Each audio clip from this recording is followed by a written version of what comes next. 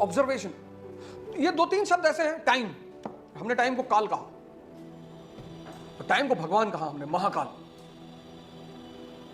ये चार पांच शब्द ऐसे हैं ना जिनको तुम अपनी डायरी में लिख लो कि बॉस पूरी जिंदगी इस टाइम, इस शब्दों के चारों तरफ चलना है। वेस्ट ने कहा टाइम इज मनी। अरे हमने कहा टाइम मनी मतलब दोबारा आ सकता है। Time is not money, time is God, Mahakal. एक बार चला गया फिर तुम नहीं ला सकते। इंटरेस्ट, ऑब्जर्वेशन, टाइम और मन, ये चार वर्ड अपनी डायरी के उसमें लिख लो। और जब भी ये तुम्हें एडवाइस दे, जब भी पिक्चर देखने चलो, क्यों? इससे तुम सवाल करो, बात करो, लोग तुम्हें पागल कहने लगेंगे। क्यों देखें? अब अकेले खड़े होकर कहोगे क्यों देखें, और तुम्हारे अगल बगल 10-20 लोग खड़े हैं तो टेंशन में आ जाएंगे, किससे बात कर रहा है? मन नहीं लग रहा, मन नहीं लग रहा तो पैदल चल ले। चल यहां से नोएडा, ग्रेटर नोएडा, यहां से वॉक करना शुरू करो, और फिर इंडिया गेट होते हुए, डीएनडी होते हुए, और फिर पारी चौक, 56 किलोमीटर। तो कैसे मन लगेगा तुम्हारा? जब मन नहीं लग रहा तो मूवी ही क्यों देखना, वॉक क्यों नहीं करना? ठीक है, नहीं तुम नहीं लग रहे हो, अच्छी बात है, पर उस वक्त मूवी ही क्यों देखना? वॉक भी तो कर सकते हैं। चल तेरा मन लगाते हैं, तुझे इंडिया गेट दिखाएंगे, रास्ते में कारें दिखाएंगे, सड़कें दिखाएंगे, तब तो तेरा मन लगेगा। देखो कैसे डरेगा ये तुमसे। जिसको भी पता चल जाता है कि ये आदमी बहुत बदतमीज है, उससे सब डरने लगते हैं। तुम्हारे मन को भी ये बात पता नहीं कि तुम कितने बदतमीज हो, इसलिए तुम्हारे साथ खेल जाता है वो। और उसको पता है कि तुम उसे देख नहीं रहे हो, तुम बेहोश हो। तो रेलेवेंसी। अब बेदारा की बैटल मैंने नहीं लिखाया, अब तुम कहोगे यार जब आपको पता था तो काहे नहीं लिखाया?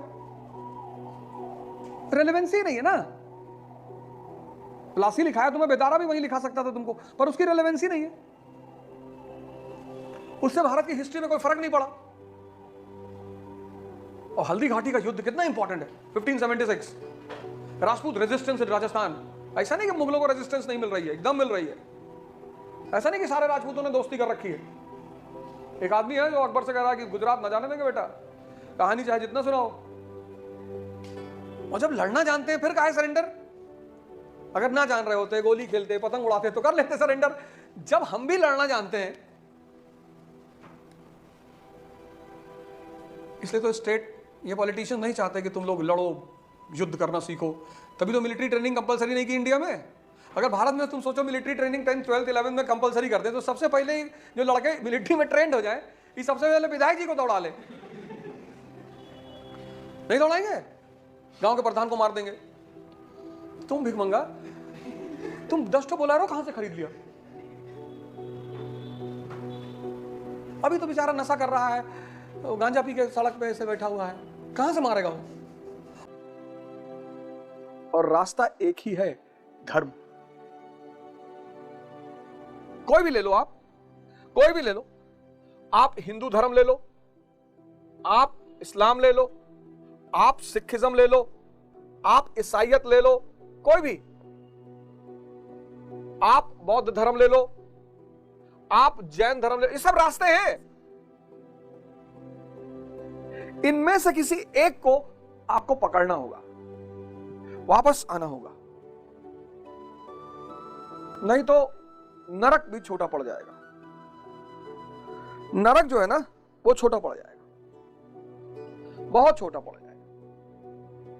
आपने देखा मुकेश अंबानी जी के बेटे की शादी, बड़ा अच्छा हुआ, मुकेश अंबानी जी की बेटी की शादी हुई। उस शादी ने दिखाया नेता, व्यापारी, कलाकार, पुरोहित, ये सब एक चेन से बंधे हुए हैं, सब। बड़ा अच्छा हुआ, बड़ा अच्छा हुआ, बड़ा ऐसा नहीं। मुकेश अंबानी जी को मैं व्यक्तिगत तौर पर धन्यवाद देना चाहता हूं कि जनता ने देखा। अब जनता ने कितना समझा, सब पहुंचे थे। कौन किस पार्टी का नेता था जो नहीं पहुंचा था? सब पहुंचे थे कि भैया विदाई में रोलेक्स वाली घड़ी मिलेगी, राडो वाली। सब पहुंचे थे। तो पानी पी पी के गाली दे रहे थे कि मोदी जी के भाई हैं, मोदी जी के भाई हैं, और मोदी जी सिर्फ उनके। सब पहुंचे थे। और हो सकता है इस देश की जनता ने देखा हो। मुकेश अंबानी जी का सहृदय से धन्यवाद। आपका बेटा आनंद अंबानी, आपकी बहू इस ब्रह्मांड की सारी खुशियां पाए और आपका बेटा आपके व्यापार, व्यवसाय और धन को 10 गुना बढ़ा दे। अब हमको तो राडो नहीं मिली है, लेकिन फिर भी हमारा गुरु कहता है कि आशीर्वाद सबको देना, सबको, सब। धर्म पर वापस लौटना होगा। कोई रास्ता नहीं है, कोई है नहीं तरीका। और इस धर्म पर जो आप वापस लौटेंगे तो या तो आप स्वयं धर्म ग्रंथों को पढ़ें और उसे परिभाषित करें, और या फिर किसी गुरु की तलाश करें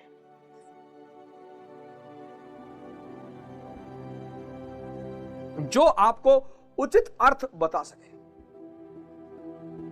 नहीं तो अगर आप इस अज्ञानता में डूबे रहे गए, मिलेगा कुछ नहीं। तो या तो आप स्वयं धर्म ग्रंथों को पढ़ें और उसे परिभाषित करें, और या फिर किसी गुरु की तलाश करें